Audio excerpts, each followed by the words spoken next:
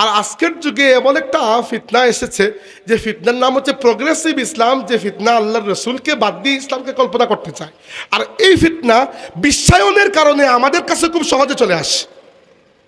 আজকের যুগে যদি আমি এই মুহূর্তে জার্মানিতে বসে থাকা আমার ফ্যামিলির কাছে আমার সংবাদটি পৌঁছাতে চাই, আর তিনি খুব সহজেই আমার পেজের মধ্যে যদি ঢুকেন বা ওই ইকরা টিভির পেজের মধ্যে বা মইনুলের পেজের মধ্যে, উদাহরণ দিচ্ছি, দেখতে পারবেন আমাকে। কারণ কি, লাইফ টাইম দেখতে পারবেন, যুগ তো এগিয়ে গেছে। এটার একটা সুবিধা তো নিশ্চয়ই আছে, কিন্তু অসুবিধাটাও তো আছে। কারণ আমেরিকা বা ইউরোপে বা ভারতে যে ফিতনা, সেটা এখন আর তাদের না, এটা আমাদেরও। মানে সেকেন্ডের মধ্যে এটা আপনার দুয়ার পর্যন্ত পৌঁছে যাবে। তো এটা নিয়ে কি জন্য বলছি, দেখেন রাসূল সাল্লাল্লাহু আলাইহি ওয়াসাল্লামকে বাদ দিয়ে এক ধরনের ইসলাম আসছে। সেই ইসলাম হচ্ছে প্রোগ্রেসিভ ইসলাম। সেই ইসলামের মধ্যে শুধু আল্লাহ, আর কিছু নাই।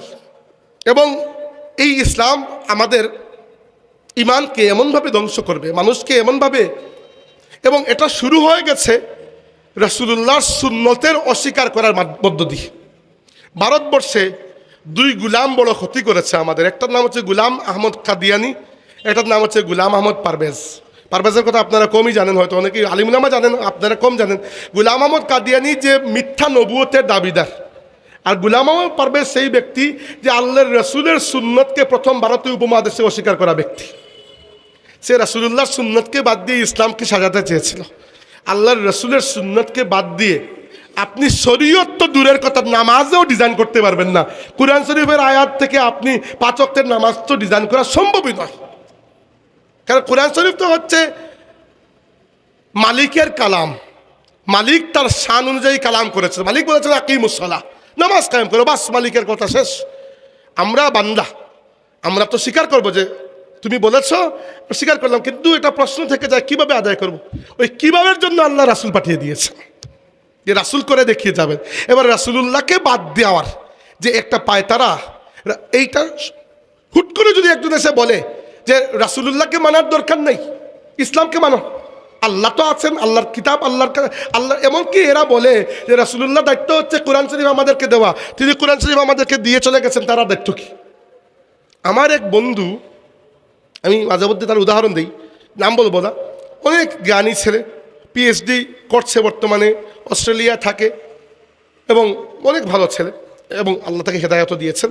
মাঝখানে সে একবার ওদের কবলে পড়ে গিয়েছিল, এবং আমার এখনো কানে বাজে। ব্রিটিশ কাউন্সিলে আমরা দুজন বসা, সে আমাকে বলেছিল যে বন্ধু, আমরা কিন্তু মুহাম্মদকে বেশি গুরুত্ব দিয়ে ফেলেছি। এক্স্যাক্টলি তার এই কথা ছিল, আমার কান গরম হয়ে গেছিল। আমি 5 মিনিট তো তাকাতেই পারি তাদেরকে, কি বলছি সেটা। অবশ্যই আল্লাহ তাকে দ্রুতই হেদায়েত দিয়েছেন, এবং সে তাহাজ্জুদ গুজার মানুষ, আমি নিজের চোখে এই বিষয়টা দেখেছি। কিন্তু এই ফিতনাগুলো এত আকর্ষণ করে মানুষকে। আমেরিকায়, ইউরোপে, দক্ষিণ আফ্রিকায়, অস্ট্রেলিয়ায় বিভিন্ন ইসলামিক স্কলারের ফতোয়া আমি শুনেছি, সমকামিতা করা ইসলামে বৈধ নাকি। একজন সমকামী মসজিদের ইমাম হয়ে গিয়েছিলেন, দুনিয়া কোন জায়গায় ভুলে গেছে। সাউথ আফ্রিকায় একজন স্কলার ফতোয়া দিয়েছেন যে বর্তমান যুগে যে ব্যাংকের মাধ্যমে যে সুদ গ্রহণ করা হয় ওইটা তাকে হারাম নয়। ওই দেখেন, এইগুলা কি, এগুলা হচ্ছে রাসূলুল্লাহকে বাদ দিয়ে ইসলাম।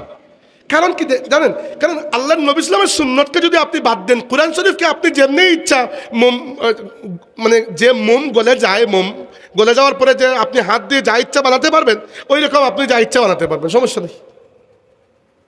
দুদিন পরে আল্লাহর নবী ইসলাম সতর্ক করে গেছেন, বলেছেন লাতুন কাদান্না ওরাল ইসলামে উরওয়াতান উরওয়াতান কুল্লামান তাকাদাত উরওয়াতুন তাশাব্বাসান নাসু বিল্লাতি হিয়া তালিহা আউয়ালুহুন্না নাকদান আল হুকমু ওয়া আখিরুহুন্না আস-সালাহ।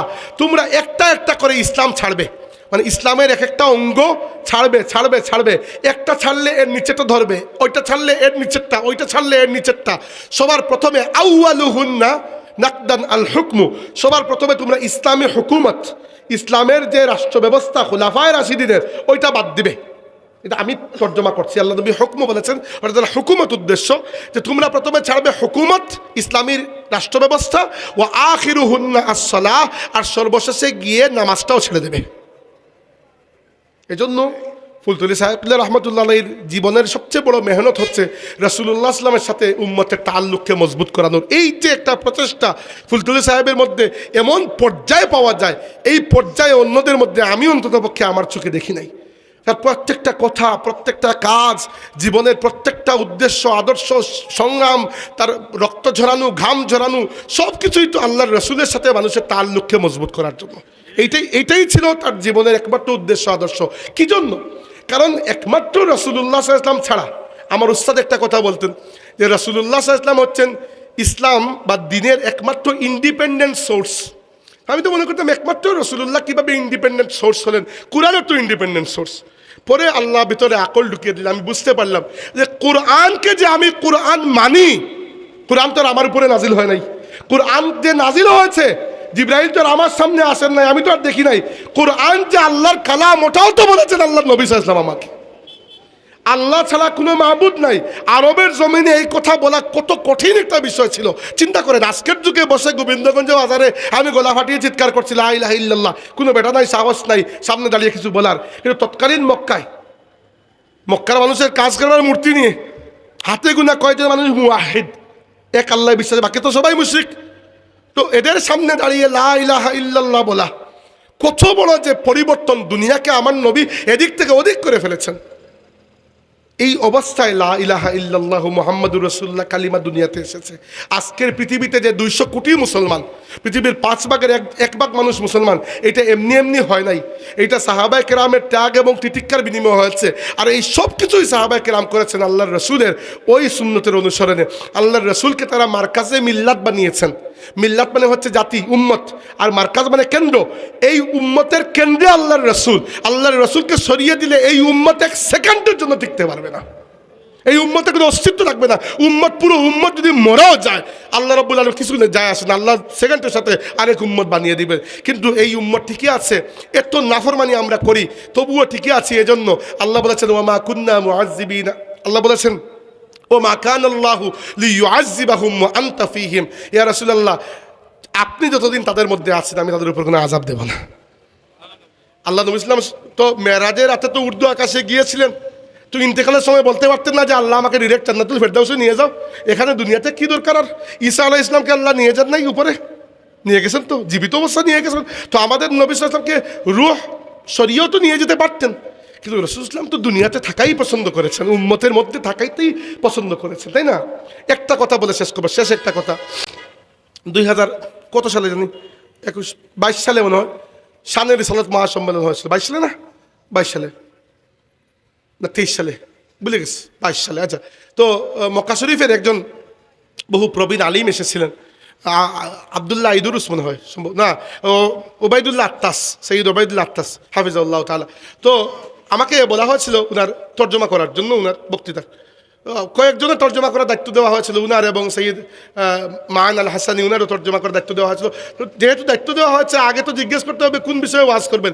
এমন কঠিন কোনো বিষয় যদি বলে যেটা আমার মাথায় নাই, তাহলে তো আমি বিপদে পড়ে যাব।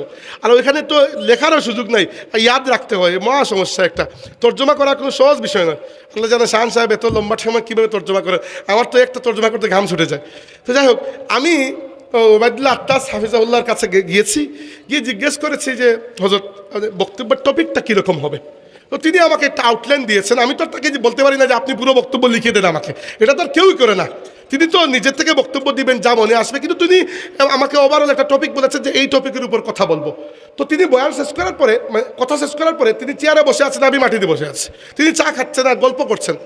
তো আমাকে ওই সময় একটা হাদিস উল্লেখ করে তিনি বললেন, মুসলিম শরীফের হাদিস, রাসূল সাল্লাল্লাহু আলাইহি ওয়াসাল্লাম ওই হাদিসের মধ্যে বলেছেন যে হে আমার উম্মত, যদি দাজ্জাল দুনিয়াতে চলে আসে আর আমি তোমাদের মধ্যে থাকি, তাইলে আমি তোমাদের সবার পক্ষ থেকে দাজ্জালকে মোকাবেলা করে ফেলবো।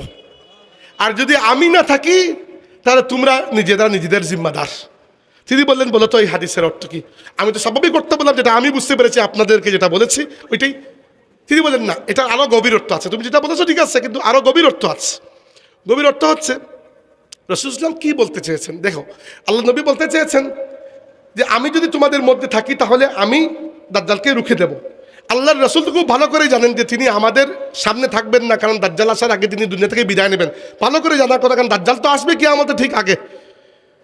রাসূল সাল্লাল্লাহু আলাইহি ওয়াসাল্লাম এটা দিয়ে ইঙ্গিত করেছেন, যখন দাজ্জাল আসবে আর তোমাদের মধ্যে যার হৃদয়ে আমার স্থান থাকবে, আমি তোমাদের ওই জায়গা থেকেও দাজ্জালকে রক্ষা করে ফেলবো। তোমার দাজ্জালের হাত থেকে তোমাদেরকে রক্ষা করার জন্য তোমাদের মূল শক্তি হবে আমার প্রতি যদি ঈমান, তাজিম এবং মহব্বত তোমাদের দিলের মধ্যে থাকে। তোমাদের দিলের মধ্যে যদি আমি থাকি, তবুও তোমাদেরকে আমি দাজ্জালের হাত থেকে রক্ষা করে ফেলবো। সদাক্তা ইয়া রাসূলুল্লাহ, কত সত্য কথা। দেখেন, আসলেই তো আল্লাহর রাসূল সাল্লাল্লাহু আলাইহি ওয়াসাল্লাম খুব ভালো করেই জানতেন যে দাজ্জাল পর্যন্ত তিনি দুনিয়াতে থাকবেন না। দাজ্জাল তো আসবে কিয়ামতের একেবারে নিকটবর্তী সময়। আর আল্লাহর নবী সাল্লাল্লাহু আলাইহি ওয়াসাল্লাম খুব ভালো করেই জানতেন যে এর আগে তিনি চলে যাবেন। কি জন্য বললেন এই কথা, যে যদি আমি থাকি দুনিয়াতে, আমি এটা কোনো আমি তার উপলব্ধি বলছি, ওই বুজুর্গের, আমি নিজের কথা বলছি না। তিনি বললেন, দেখো আল্লাহ রাসূল বুঝাতে চেয়েছেন দিলের মধ্যে তোমরা আমাকে জায়গা দাও কিনা। যে আমাকে জায়গা দাও, সবচেয়ে বড় ফিতনা, দাজ্জালের চাইতে বড় ফিতনা আর কিছু নাই। মা বাইনা খালকি আদম ইলা কিয়ামিস সাআতি আমরুন আকবারু মিনাদ দাজ্জাল। আল্লাহ নবী বলেছেন কিয়ামতের আগ পর্যন্ত দাজ্জালের চাইতে বড় কোনো ফিতনা দুনিয়াতে আর আসবে না। দাজ্জালের ফিতনার সময়ও যে আপনার ভেতরে হুব্বে রাসূল, আপনার মধ্যে ইতাআতে রাসূল, আপনার মগজের মধ্যে তাজিমে রাসূল, আপনার চেহারা ছবির মধ্যে সিরাত ও সুরাতের রাসূল থাকে, তাহলে আপনার এই অন্তরে রাসূল প্রেম যেটা আছে, আপনার আখলাকের মধ্যে রাসূলের ইত্তেবার যে নূর আছে, ওইটা দাজ্জাল থেকে আপনাকে প্রোটেকশন দেওয়ার জন্য যথেষ্ট হয়ে যাবে ইনশাআল্লাহ।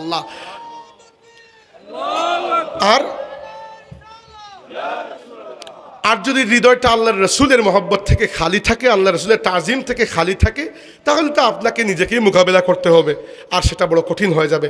আল্লাহ পাক আমাদেরকে তার হাবিব সাল্লাল্লাহু আলাইহি ওয়াসাল্লামের প্রতি পূর্ণ ঈমানদার হয়ে দুনিয়াতে বাঁচার এবং সেই ঈমান নিয়ে পাকাপোক্ত সহিহ সালিম ঈমান নিয়ে মৃত্যুবরণ করার তৌফিক দান আমরা বলি আমিন। আকুলু কওলি হাযা ওয়া আস্তাগফিরুল্লাহ লি ওয়া লাকুম ওয়া লিসাইরিল মুসলিমিন ফাস্তাগফিরুহু ইন্নাহু হুয়াল গফুরুর রাহিম।